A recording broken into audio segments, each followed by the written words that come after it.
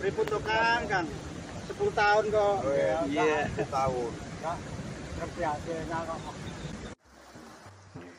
Di balik keindahan wisata air terjun Jumok di Desa Berjo, Ngargoyoso, Karanganyar, Jawa Tengah, ternyata masih terselip masalah ketidakadilan yang dialami oleh warga.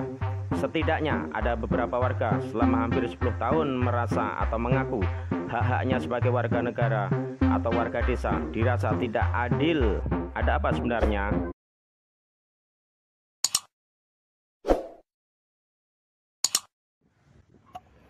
Beberapa warga mengaku punya andil besar dengan perkembangan atau majunya wisata di desa setempat.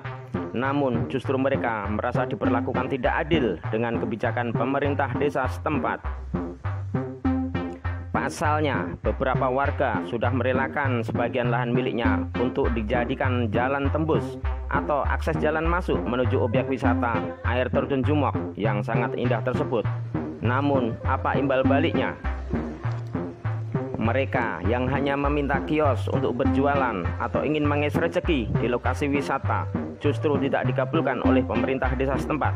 Alasannya karena mereka dianggap sudah sepakat menghibahkan sebagian tanahnya kepada pemerintah desa sekitar 10 tahun silam.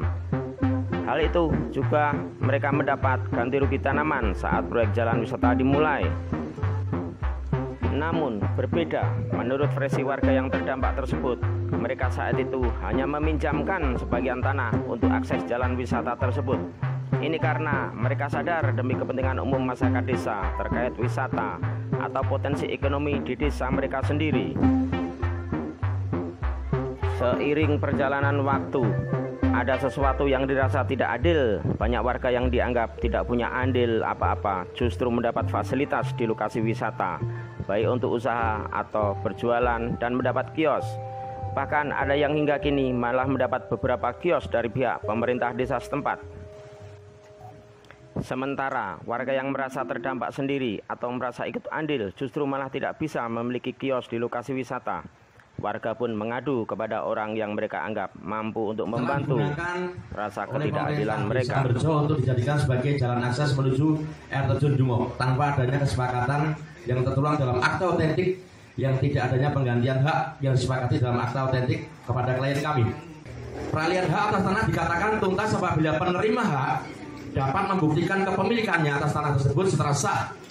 Kepemilikan hak atas tanah yang sah dibuktikan dengan adanya sertifikat yang sah, dan tanah tersebut yang dapat diperoleh setelah dilakukan pendaftaran oleh Kementerian Agraria, Tata Ruang dan Badan Pertanahan Nasional (ATR BPN) wilayah setempat. Dr. BRM Kusumo Putro, SHMH, terketuk hatinya untuk membantu nasib yang dirasakan oleh warga tersebut. Menurut Kusumo, tuntutan warga tersebut sangat normatif, artinya merupakan hal yang sangat wajar, mengingat mereka hanya meminta kios untuk kompensasi selama tanah mereka dipakai untuk akses jalan wisata. Pegangan desa selalu bahwa warga itu seakan-akan punya, bahwa warga sudah menghibahkan. Tetapi setelah kami melihat bukti-bukti surat yang ditunjukkan, dan kami juga punya bukti-bukti suratnya, bahwa itu bukan hibah, tapi itu hanya daftar hadir ketika diadakan rapat pada tanggal 14 Januari 2010 pada saat itu. Pada intinya, menurut tim kuasa hukum pembela warga tersebut, klaim hibah yang dikatakan oleh pihak pemerintah desa setempat jelas sangat cacat hukum atau tidak legal sama sekali. Dan yang pasti, warga terdampak tersebut sekarang hanya meminta hal yang sederhana, yaitu mereka meminta kios untuk bisa berjualan di lokasi wisata air terjun Jumok. Dengan jumlah 1.500.000. Keinginan saya selama 10 tahun sudah ada kompensasi, itu minta warung, minta ganti ruginya, minta warung yang warung sate gitu. Saya atas nama Sugino, perwakilan dari Bapak Paino, saya selaku ponakannya. Tanahnya itu dipinjam oleh pemerintah desa 6 kali 15, panjangnya 6 meter kali 15 meter. Cukup besar ya? Karena jalan itu, saya minta warung di Jumok aja di dalam lokasi sudah ketemu Pak Lurah itu Berapa kali ketemu Pak Lurah? jadi 4 kali. Memakiri Samidi. Oh, oke. Tuntutannya no jenengan. Tuntutannya njaluk warung enten jero Jumok. Ngomong niku tok. Pun niku tok. Sesuai ukuran warung ngoten niku. Ukuran warung pinten Pak sing standar? Warung standar nggih 46.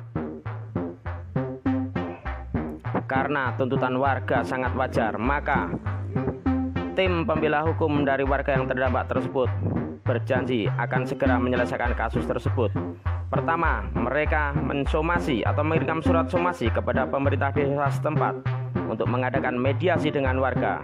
Namun, jika cara somasi tidak bisa ditempuh, mereka terpaksa akan menempuh jalur hukum di kemudian hari. Mengirimkan somasi pertama untuk mediasi supaya ketemu jalan yang terbaik.